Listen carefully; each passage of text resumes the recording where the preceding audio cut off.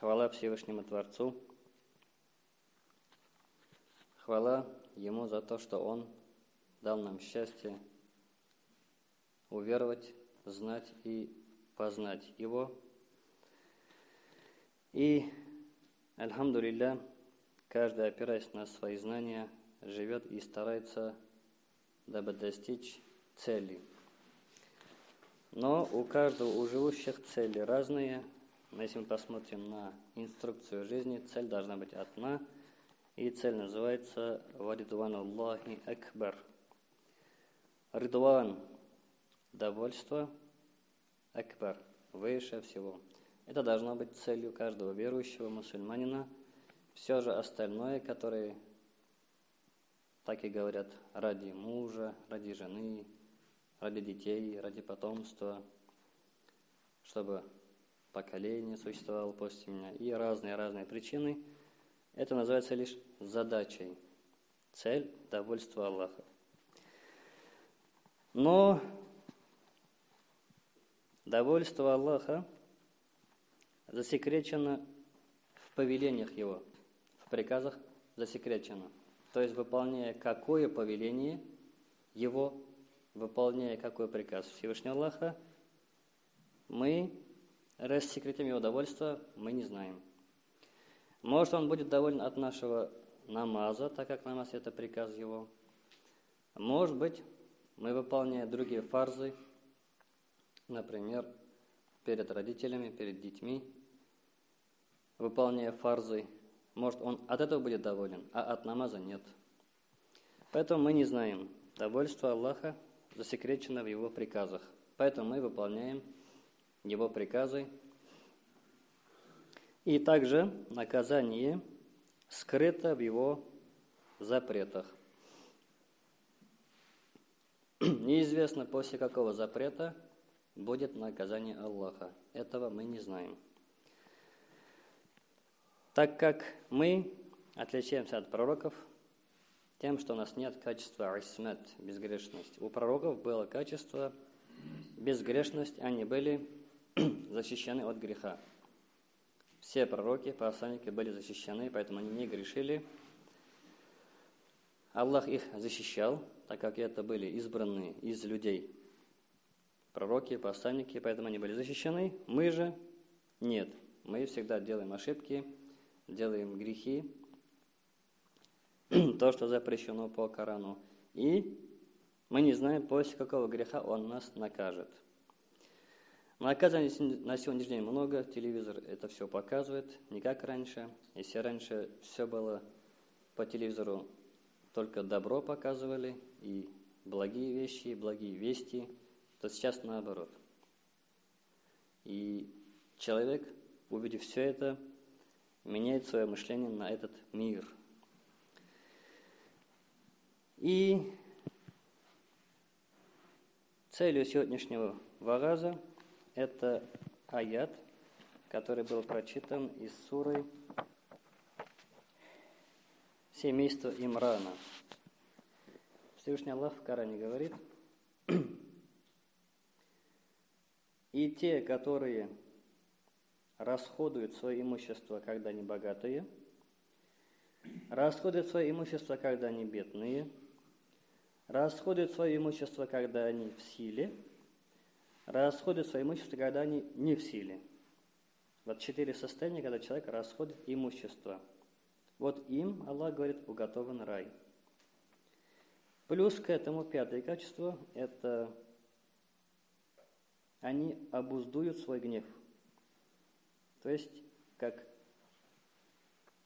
на коня уздечку накинул, обуздал, и конь подчиняется человеку. Также и здесь люди, которые расходуют, когда они богатые или бедные, и бедные, когда они расходуют, когда они в силе, даже когда не под силу. Они расходуют все равно.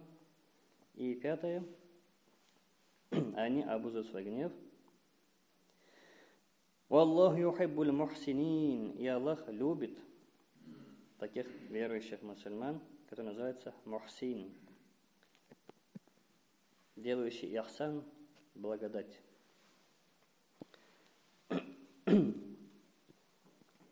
И в аяте под свойством 5 звучит «обуздающий свой гнев». Мы знаем, что человек создан из земли, поэтому нас и туда обратно возвращают, потому что мы из земли, откуда взял, туда и поставь. Поэтому нас и ставят туда, откуда мы созданы. Кого где похоронили, значит, он там и был создан. И с этим, как человек создан из земли, есть интересное вот такое сравнение. Как в земле есть драгоценности, как золото, платина, и также есть неценные, как железо, и другие маловажные ресурсы. Также и в человеке есть полезные свойства и вредные свойства. Из полезных свойств, как пророк говорит, «Инна Аллаха рафикун». Воистину Аллах рафик. Рафик означает мягкий. Поистине Аллах мягкий. Юхиббу рифка и любит мягкость. Вот это свойство как раз таки есть в человеке. И что говорит пророк? Аллах мягкий и любит мягких. Ва ю'ти алейхи ма ла ю'ти аляль унф. И он дает этому человеку, у которого есть качество мягкость, рифкун, дает то, что не дает противоположному, то есть суровому. Хадис передает в книге Файзуль Кадир, том 4. Аллах дает, Муслим, Абу Дауд передает этот хадис, достоверный. Аллах дает мягкому то, что не дает суровому. Это называется украшение. В других хадисах пророк говорит, мягкость – это свойство, присущее человеку, верующему, мусульманину, и это его украшение. И из этого украшения Аллах ему даст то, что не даст суровому.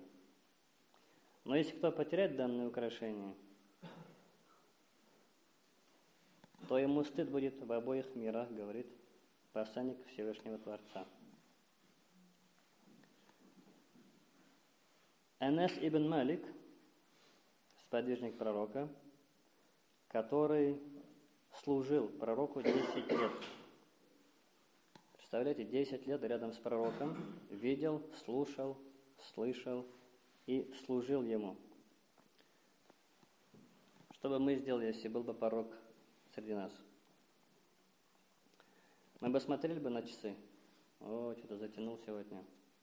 Или же вспомнили бы детей или внуков, как сейчас вот является целью жизни. Родился, думаем, как бы в садик. Садик закончится, как бы в школу, хорошую школу. После школы, так, в университет. А пророк,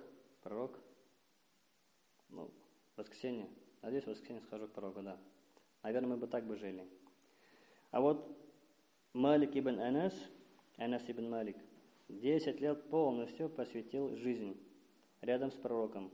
И вот он говорит, 10 лет жизни с пророком и говорит, клянусь Аллахом, когда я совершал ошибку,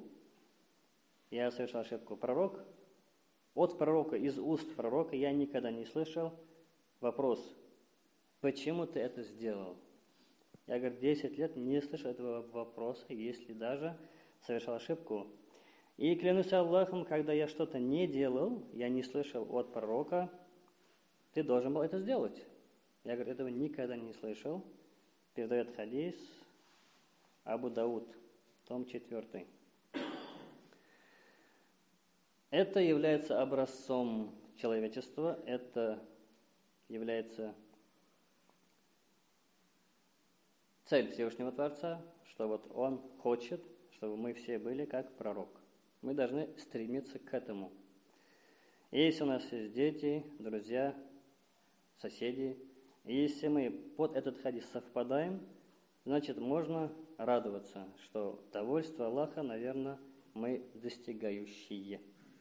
Но если этот хадис в нас не существует, тогда можно переживать, что данный хадис подальше от меня, или я дальше от него, и, в общем, довольство Аллаха, нежели, скорее всего, его наказание.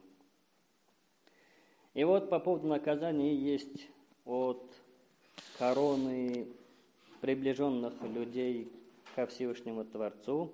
Его зовут Баязид Бистами, наверняка слышали, величайший человек, ученый. Он, когда шел на джумра намаз, в то время окна были высокие, и в то время таких правил, что дом должен быть на расстоянии 6 или 50 метров от дороги, таких правил не было. То есть дорога была прямо под окном. За рубежом, наверняка вот в Турции или в Италии, если были, наверняка видели. Там очень узкие дороги. И вот, значит, идет Баязид Бистами и проходит под окном одного дома, где без вопроса, есть ли там кто-то или нет, выкидывает прямо с окна уголь. Раньше, когда не было таких очистных сооружений, или же сантехники, или же туалета, было время, когда, называется джахилия, люди кидали мусор прямо с окна. Это не думайте, что только в Аравии. В Петербурге тоже так было, в Санкт-Петербурге. Есть исторические факты. Прямо с окна кидали мусор. И вот идет Баязид Бистами, величайший ученый, белая чалма, красивая одежда. Весь нарядно идет, чтобы совершить диалог со Всевышним Творцом. Ми'раджа называется, то есть намаз. Это есть контакт, разговор, диалог с Творцом, кто тебя создал. И вот он, значит, идет, и прямо на него, сверху вниз, падает уголь. Весь черный, весь чалма, вся одежда полностью испачкалась, весь черный стал. И он чувствует, как у него возникает внутри некая эмоция обиды.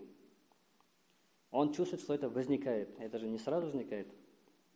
Он чувствует, что чуть-чуть, вот, как говорится, газ увеличивает, давление увеличивается.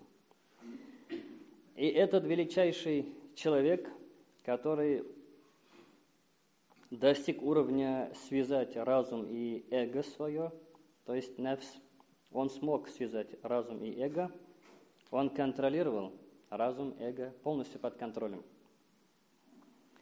И он говорит своему эго: «О нафс», то есть «О мое эго, ты достоин гиены ада за совершивший свои ошибки. За свои ошибки ты достоин ада, лаик за грехи». И Всевышний Аллах сделал так, чтобы на твою голову упали черные угли. Не ахазасан. Зачем кипишь, говорит? Зачем вскипаешь? Почему? Нервничаешь за то, что Всевышний Аллах кинул на тебя холодные угли. Холодные, черные угли, холодные. Почему, говорит, нервничаешь? Благодари Аллаха за свое состояние. Это вот образец от Баязид Бистами, образец для нас, для правоверных мусульман.